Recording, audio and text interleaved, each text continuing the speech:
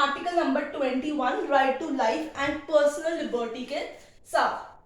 Now when we see this article which talks about article number 21, तो ये fundamental right का एक बहुत ही इंपॉर्टेंट पार्ट है।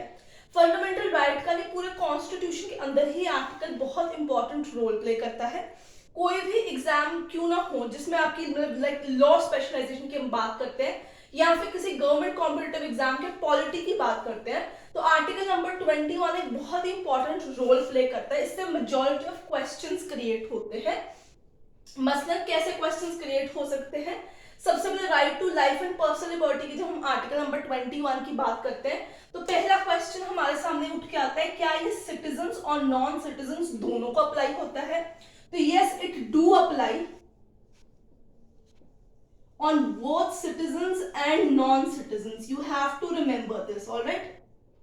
So ये non-citizens यानी जो foreigners भी हैं उनके ऊपर भी ये अप्लाई होता है।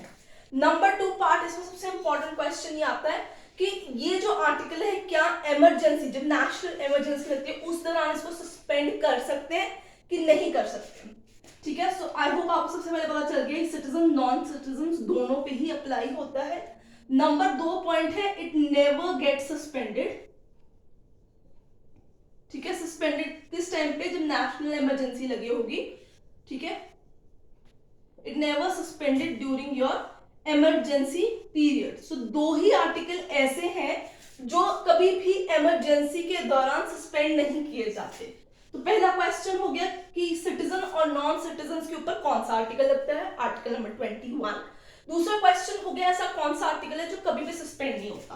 तो उसका आंसर आता है आपके पास article number 20 and 21, right? So 21 article कभी भी सस्पेंड नहीं होता है हमारे पास।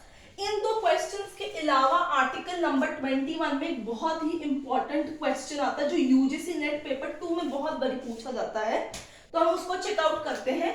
What articles constitute the concept of golden triangle? ठीक है, तो ये जो त्रिकोण बनता है, गोल्डन त्रिकोण, ये कौन से आर्टिकल्स जो है इसे मिलके बनाते हैं इंडियन कॉन्स्टिट्यूशन के?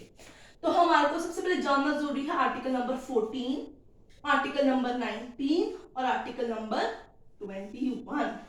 तो ये बहुत ही इंपॉर्टेंट क्वेश्चन है to know that golden triangle के कौन से 3 पहलू है, 14, 19 एंड 21। ठीक है, ये बहुत ही इंपॉर्टेंट एस्पेक्ट है। अब राइट टू इक्वालिटी भी हो गया, आपको आपके पास right to freedom of speech and expression, other rights भी आ गए इसके अंदर। अब हम आज के वीडियो के अंदर सिर्फ इसी आर्टिकल के ऊपर फोकस करेंगे, हमारा फोकस कहीं और नहीं जाएगा। सो आई होप आपको पहले 3 जो क्वेश्चंस इसमें से निकल के आते हैं उनके रिगार्डिंग जो है चीज पता लग गई है। अब बात करते हैं, जब हम बेयर एक्ट खोलते हैं, right to life and personal liberty की बात करते हैं, तो उसमें सबसे पहले क्वेश्चन आता है कि आप हर इंसान के पास क्या होगी? Right to life and personal liberty except. ठीक है, एक क्लॉज, मतलब उसी में उस बेयर एक्ट की 2 लाइनें हैं, सिर्फ इस आर्टिकल की 2 लाइनें हैं और उस 2 लाइनों में ये चीज भी इंक्लूड होती है। So there is an exception to the wordings that has been given in the bare act, except what? Procedure established by law, right? So this is a very important concept again। क्यों? क्योंकि ये पूछा जा सकता है कि procedure established by law हमने कहां से ड्राइव किया है? From where we got this part known as the procedure established by law, that is from United States of America। ठीक है, the answer is USA।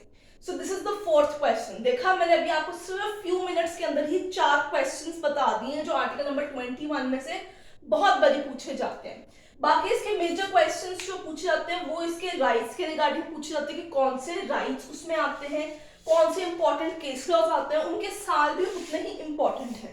तो आज हम बात करेंगे कौन से राइट्स जो हैं आर्टिकल नंबर 21 में आते हैं और उनके कुछ important landmark judgments, case laws जो है हम उस पर बात करेंगे। तो सबसे इंपॉर्टेंट चीज है before we begin with this article number 21 is to know the Maneka Gandhi case of 1978। अब इसकी बात क्यों कर रही हूं? क्योंकि जब भी ये आर्टिकल पढ़ा जाता है ना, ये हमेशा ही 2 पार्ट्स में पढ़ा जाता है। 1978 से पहले, 1978 के बाद। ठीक है। तो पहले क्या कहा कि ए.के. गोपालन का जो केस है ये उसका लैंडमार्क केस था, ठीक है, टिल दिस पॉइंट, मतलब इस तक जब तक मेनका गांधी की जजमेंट पास नहीं हुई तब तक A K. Gopalan versus state of Madras के केस को ही हम लेके चलते हैं अंडर आर्टिकल 21, और उसी के तहत लोगों के right regarding their life and liberty जो था वो डिसाइड किया जाता है। Again one of the important landmark judgment of the case law regarding article 21 is A K. Gopalan versus state of Madras. तो इसके अंदर क्या सीन था, इसके अंदर बहुत ही तो था, मैं इसको बताती हूँ प्रायर लॉ, ठीक है। अब इसके अंदर क्या सीन था, बहुत ही रिस्ट्रिक्टिव इंटरप्रिटेशन थी सुप्रीम कोर्ट के द्वारा। इसमें लाइफ का मतलब होता है फिजिकल एग्जिस्टेंस, लिबर्टी का मतलब है सांस ले रहे हैं, उठ रहे हैं, बैठ रहे हैं, खा रहे हैं, काम पे जा रहे हैं, दैट्स इट। बट जब ये 1978 में मेनका गांधी का केस आया ना, उसके बाद कॉन्सेप्ट में चेंज आ गया।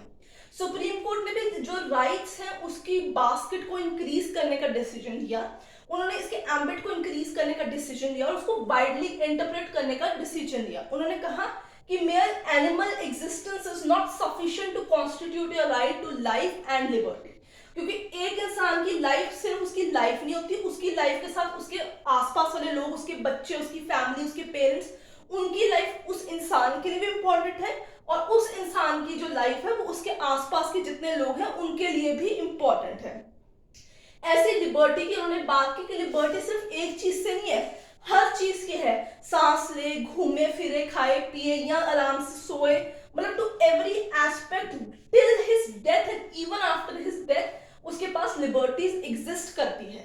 सो अगर कोई इंसान जन्म लेता है, लेने वाला है या लेके खत्म हो चुका है, उसके बाद की लिबर्टीज, ये सारे चीजों का एम्बिट इसके अंदर आएगा। और इसकी बात की गई थी मेनका गांधी के केस के अंदर। 1978 के अंदर ये केस की जजमेंट आई थी, Maneka Gandhi versus Union of India. तो इस केस के अंदर बेसिकली क्या हुआ था, she was working as a journalist और उसने फॉरेन जाना था, तो उसके 10 दिन से, मतलब लाइक फॉरेन जिस दिन जाना था उसके 10 दिन से पहले ही उसका पासपोर्ट जो था, पासपोर्ट अथॉरिटी ने नोटिस भेज दिया और कन्फिस्टिकेट करा दिया गया, जिसको उसने चैलेंज किया कि why I do not have a right to go to abroad, कि मैं, अगर मेरे को राइट टू फ्री स्पीच है तो मैं बोल भी सकती हूँ इस देश के अंदर और बाहर भी जाके देश के बारे में बोल सकती हूँ। तो इसी पे मुद्दा था। अब हम बात करेंगे वो सारे ही राइट्स जो right to life and personal liberty के अंदर इंक्लूड किए जाते हैं। ध्यान से देखिएगा, मैं केस लॉ का नाम नहीं लिखूंगी, उसका सिर्फ आपको लाइक नेम प्रोनाउंस करूंगी विद ईयर, राइट्स में यहाँ सारे आपको मेंशन करूंगी। सबसे पहले राइट आता है, राइट टू मैंने वहां लिख दिया, अब मैं आगे बताती हूँ।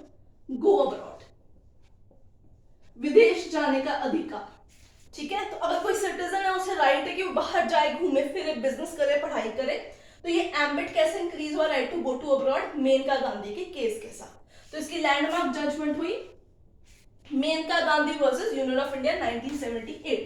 दूसरी चीज होती है right to live with human dignity, ठीक है ना, इज्जत के साथ। ये नहीं वो छोटी जात का है या वो औरत है या वो मतलब कोई थर्ड क्वर जेंडर है या कुछ भी है तो आप उसको डिग्निफाई नहीं करोगे, उसकी इंसल्ट करोगे, ऐसा नहीं यहाँ पे चल सकता था। So right to live with human dignity is another right under this article 21। इसके दो केसेस हैं और एक केस तो आजकल अभी रिसेंटली उस पर एक जजमेंट भी सुप्रीम कोर्ट ने पास की है जिसमें उसने क्वर कपल्स को बेसिकली मैरिज का राइट नहीं दिया गया है। तो पहली जजमेंट आती है नवतेज सिंह जौहर वर्सेस यूनियन ऑफ इंडिया 2018। दूसरी आती है occupational health and safety association versus Union of India 2014। अगर आप चाहते हैं कि मैं इसका एक केस लॉ के ऊपर आपको डिटेल शॉर्ट जिसमें केस लॉस की लिस्ट लिखी हो तो आप मुझे कमेंट सेक्शन में मेंशन कर सकते हो। आगे चलते हैं, बढ़ते अगले राइट की तरफ, टू लाइवलीहुड, ठीक है। स्पेलिंग्स में अगर कुछ मिस्टेक होगी तो आप उसे अपने आप ही ठीक कर लीजिएगा। सो लाइवलीहुड की बात करते हैं तो इसकी एक ही पॉपुलर जजमेंट और इसमें हमेशा क्वेश्चन आता है, that is Olga Tellis and others versus Bombay Municipal Corporation 1986। आगे चलते हैं, अब ये जरा बड़े फ्रेश कॉन्सेप्ट है आपके पास, प्रिवेसी। आई होप आप में से बहुत सारे लॉ स्टूडेंट ने एक जजमेंट का नाम सुना होगा, K S Puttaswamy versus Union of India 2015 में ये आधार कार्ड की कॉन्स्टिट्यूशनल वैलिडिटी के ऊपर केस आया था। उस टाइम सरकार ने राइट टू प्रिवेसी को इसके एम्बिट के अंदर ओपनली एक्सेप्ट कर लिया था। इसके अलावा mister X versus hospital Z 1998, R Rajagopal versus state of Tamil Nadu 1994, PUCL versus Union of India 1997 जैसी जजमेंट्स भी आती हैं। नेक्स्ट चलते हैं मेडिकल असिस्टेंस, राइट। तो ये जो चीज है ना, ये बहुत ही लैंडमार्क है। अगेन पहले क्या होता है, जब भी कोई एक्सीडेंट के केस या हिट एंड रन के केस आते हैं, हॉस्पिटल उस विक्टिम को ट्रीट ही नहीं करता है, मतलब इमीडिएटली ट्रीट ही नहीं करता है। वो कहता है ये पुलिस केस है, पहले थाने से किसी बंदे को बुलाओ, वो रिपोर्ट दर्ज करेगा, फिर हम इसको असिस्टेंस देनी है। तो सुप्रीम कोर्ट ने इस चीज को मना किया, काफी गुस्सा किया और उन्होंने रूल पास किया कि जब भी कोई एक्सीडेंट का या हिट एंड रन का कोई भी केस आएगा, पहले टाइमली उसको असिस्टेंस दी जाएगी। किसको? विक्टिम्स को। Parmanand Katara versus Union of India 1989। फिर हम चलते हैं एक और चीज की तरफ, वो है राइट टू स्लीप। आपको याद होगा जब अन्ना हजारे लोकपाल बिल की बात कर रहे थे, उसी दौरान कुछ एक आधे साल के डिफरेंस के अंदर ही रामलीला मैदान के अंदर योग शिविर चल रहा था बाबा रामदेव का, और उनको रात को ही पुलिस वालों ने हटा दिया था वहां से, सो ही हैड टू फ्ली। उस टाइम पे ये कोर्ट के अंदर केस गया था और वहां पे उन्होंने कहा था कि हर इंसान को राइट टू स्लीप का अधिकार है। वो जौन सी मर्जी एरिया में वो सो रहा हो, इवन ऑन द फुटपाथ, आप किसी पेडेस्टल के ऊपर चढ़ नहीं सकते, उनको धक्का मार के वहां से पेमेंट से कहीं से भी हिला नहीं सकते। He has the right to sleep, क्योंकि जो इंसान जगता है एग्जिस्टेंस में, उसका सोना अधिकार होता है। तो उस जजमेंट का नाम था रामलीला मैदान incident versus home secretary another 2012। अब इसके अलावा आगे चलते हैं, हम देखते हैं अगली चीज। आई होप ये समझ लग गया होगा, कोई इसमें डिफिकल्टी नहीं होगी। जहां पे होगी वहां पे वीडियो को पॉज कीजिए तो हम आगे देख सकते हैं। आगे चलते हैं, what was the number 6, it was 7th number. So will go for right to die. ठीक है, राइट टू डाई इज, इसके अंदर जो दो जजमेंट्स आती हैं, बट हमारा मेजर फोकस रहेगा ज्ञान Kaur versus state of Punjab के केस के ऊपर, जिसमें सुप्रीम कोर्ट ने कह दिया था कि अगर आए हो तो उसका मतलब ये नहीं कि अपनी जिंदगी को फा लगाओ और मर जाओ। So right to suicide was not included in this ambit particularly. उन्होंने कहा था, इसलिए अब आप जब देखिए 309 में जब भी कोई सुसाइड करने की कोशिश करता है, यूजुअली उसकी पनिशमेंट आईपीसी में 1 साल की दी होती है, बट पनिशमेंट नहीं देते, साइकोलॉजिकल हेल्प करते हैं विक्टिम्स की आजकल ज्यादा, ताकि पता चले कि उसने सुसाइड कमिट किया है।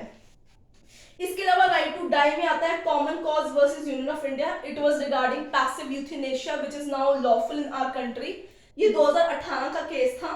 इसके अलावा हम चलते हैं अगली चीज के ऊपर, पोल्यूशन फ्री एनवायरनमेंट। ठीक है, पोल्यूशन फ्री एनवायरनमेंट, ठीक है, क्लीन एयर एंड वाटर। अब भाई ज्यादातर एनवायरनमेंट केसेस के अंदर एमसी मेहता जी के पास ही चैंपियनशिप है, तो majority of the judgment will be in the name of M C Mehta versus Union of India और अदर पार्टीज। तो इसका एक इंपॉर्टेंट केस था, आपको जान लेना जरूरी रहेगा, Dehradun valley litigation of 1985 and MC Mehta and others versus Union of India 1987। तो ये इसके इंपॉर्टेंट एस्पेक्ट आते हैं। इसके अलावा स्पीडी ट्रायल, ठीक है, अब कोई भी किसी को आपने पकड़ लिया है, तो अब जिसको पकड़ लिया है जब तक वो बेसिकली गुनहगार घोषित नहीं होगा तो स्पीडी ट्रायल करना है, उसको अंडर ट्रायल में नहीं रखना है, लटका के नहीं रखना है। हुसैनारा खातून का केस इसके अंदर बहुत इंपॉर्टेंट आता है आपके पास। इसके अलावा राइट टू एजुकेशन, ठीक है, टू एजुकेशन, इसमें मोहिनी जैन का केस आता है, बहुत इंपॉर्टेंट एस्पेक्ट है। इसी के तहत जो था Mohini Jain versus state of Karnataka 1992, इसी के तहत आगे चल के सरकार ने जो था 2008 में आर्टिकल 21A बना दिया था, राइट टू एजुकेशन एक्ट भी सरकार लेके आई। दूसरी चीज आती है no harassment at work place, ठीक है, एट वर्क प्लेस। सो ये विशाखा गाइडलाइंस जो इसमें आती है, विशाखा का केस है स्टेट ऑफ राजस्थान वाला,